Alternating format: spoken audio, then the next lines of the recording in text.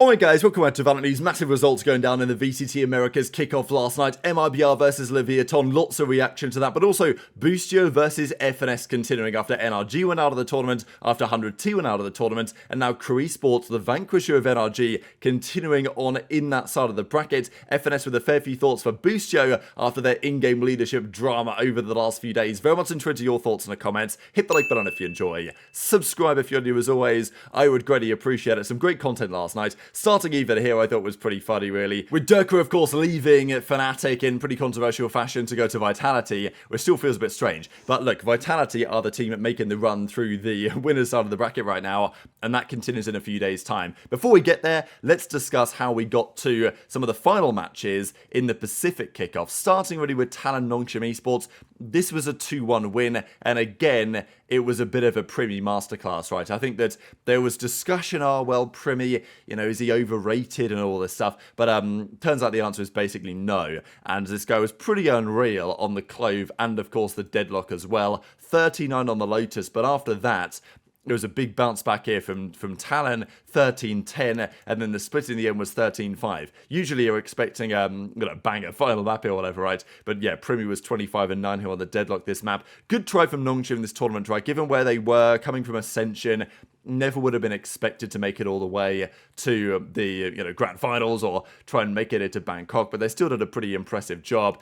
And I think this was pretty telling as well. So DFM, they go down 2-0, and a pretty dominant 2-0. Like, look, I was kind of maybe on the copium that Detonation would make some sort of losers bracket run. But I think given the fact that DFM, they took down Paper Rex, it's not infeasible to believe that they could have had a chance against Gen.G. But Gen.G really just did shut them down here. Munchkin with a good series. 13-6 on the Lotus on DFM's pick, and then it was 13-6, or on the Abyss, sorry, and then it was 13-6 on the Lotus as well. The other way around. Foxenham with a good final map here. So, yeah, it is what it is for DFM. But I think in many respects it says more about Paper Rex, right? Because Paper Rex were 2-0'd the previous day by DFM, who had also lost to RIQ in the first round. So it's not like DFM, with this godlike team. But Paper Rex, their only victory this tournament was against Zeta Division, right? Because they got 2-1 by T1, they lost to Zeta, or they beat Zeta, and then they lost to DFM. So, yeah, a weird way for Paper Rex not to even qualify for their first international in a very long time, and they frankly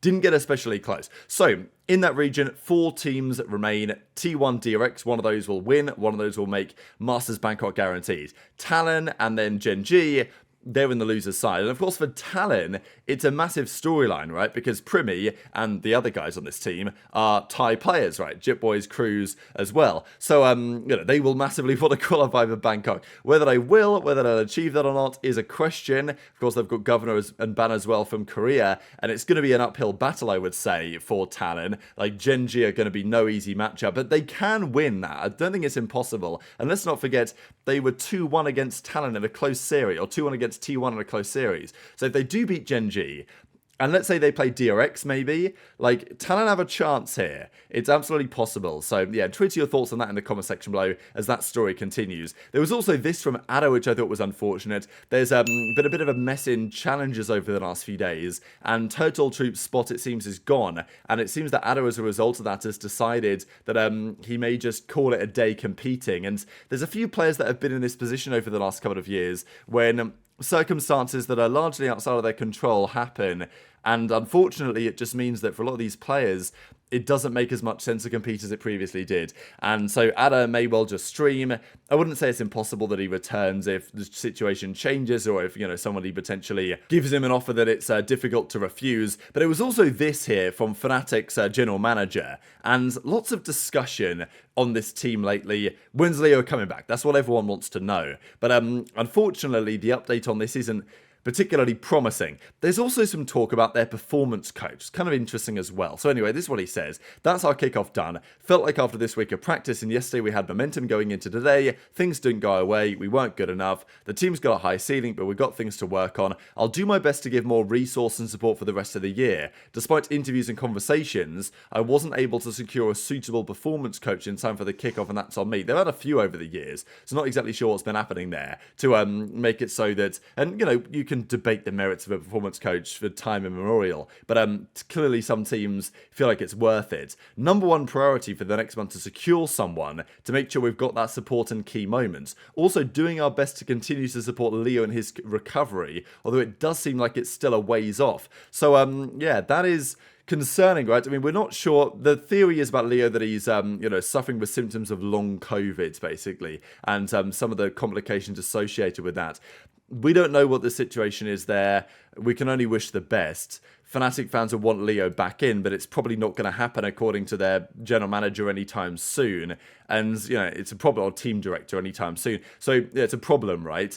And it's not like Crashies has been cooking since they brought him into the team either. But let's talk about the Americas, because there's lots to say there. Aspas versus LEV. This is the key talking point. And I think with Aspas, he's just so impressive, right? Like, I mean, Demon 1 actually played pretty well this series. I think there's got to be some discussion on that, his level. But Aspas just finds a way. Like, you put him on this roster, people were saying, oh, well, he's going to go to Bleed, he's given up his career, he's not trying to win anymore and all this. And he goes to MIBR, a team that can actually afford to make the buyouts happen, and he's making them competitive. Not like the other guys are slapped as well. Artzan was good fun, Nozra I rate as well, but, Aspas was delivering the goods as always. Pretty disgusting flicker onto Demon 1 on the, of course, here on the Pearl. And MIBR take the 2-1 victory against LEV in the, of course, what turned out to be the final matchup that LEV would play this tournament. I think for Demon 1, it's good to see him back in business, because maybe he's never going to be quite the player that he once was, but seeing a great series from him here I thought was great work. And, look, if you look at the ACS numbers, he had a better series here than Aspas. And it wasn't just Aspas delivering, but Aspas taking his team over the line in this one. The Lotus was 13-7 to LEV, but after that, and there was obviously a big stint here on the second side, but the Pearl was 13-9 back the other way. And then on the split, this was where Artzan on the Rays really came to play. And, I think this was, because Demon 1 had such a good map 1, map 2, that obviously the map 3, Demon 1 of the Rays, there was kind of people wondering how he would get on against Artzan, and obviously he didn't quite go to plan, but it was close, right? You can have a look at the, performance and stuff between each individual respective player and see how, let's say, Demon 1 got on against various players. And on the split, it was generally Artzan having his number, as you might expect, given those results. But yeah, as Aspas says, GG's 2-1 versus LEV, work doesn't stop. Just another day at work, he says. I thought it was pretty hard, actually. So LEV out of the tournament. To be fair, given what we saw from them in practice, they actually were okay this tourney. And Demon 1, I think it was good to see him show some signs of life still. But nonetheless, it is Aspas and those guys making the serious deep run of this tournament, as it seems at the moment. So yeah, MIBR even tweeted this, right? My mum asked if I'm finished doing the dishes. I screamed Demon 1, she smiled. She knew they were washed. So, good tweet, but maybe not the optimal tweet for the moment, just because he actually had a pretty good series here. But yeah, Aspas is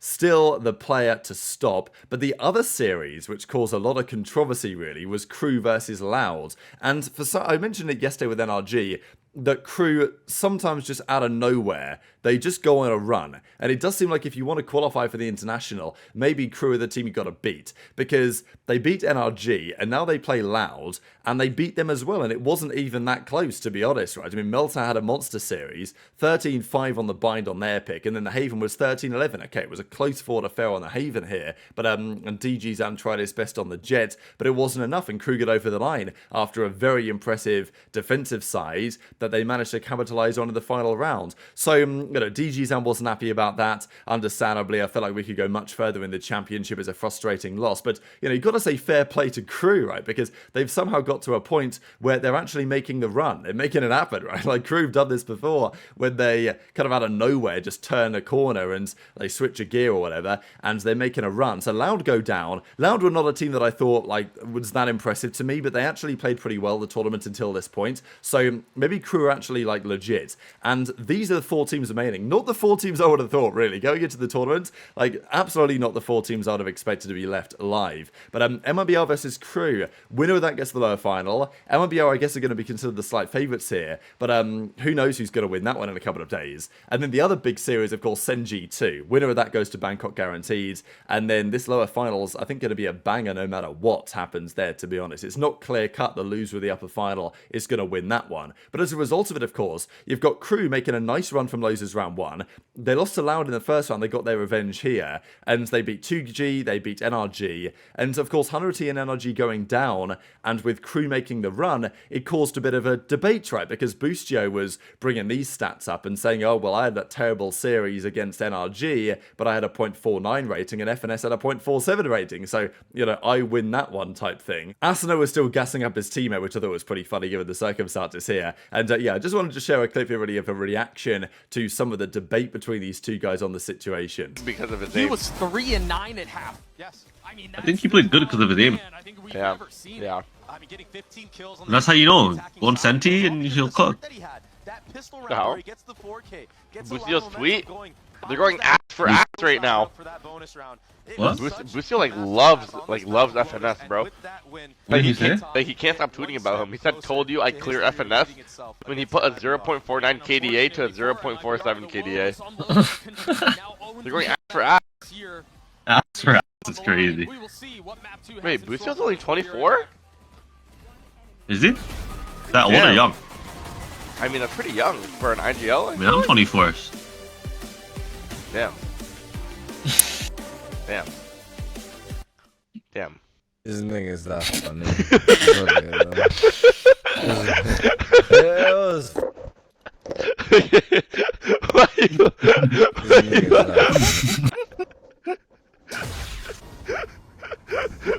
I don't think he said They it. don't fully send. Yeah.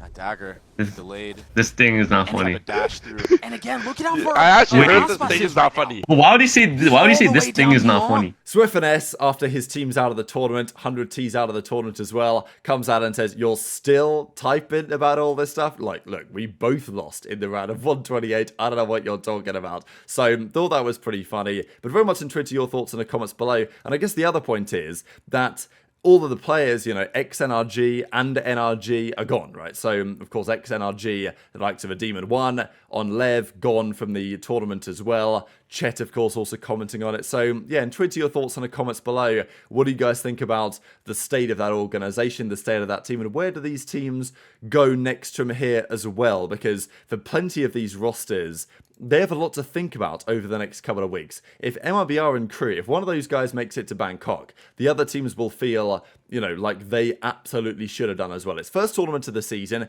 There's always some debate on, like, you know, it's always going to be a little bit, not inconsistent precisely, but the meta's just changed. Teho's coming in. I wouldn't say the meta's just changed, but like changes have been made to the game relatively recently.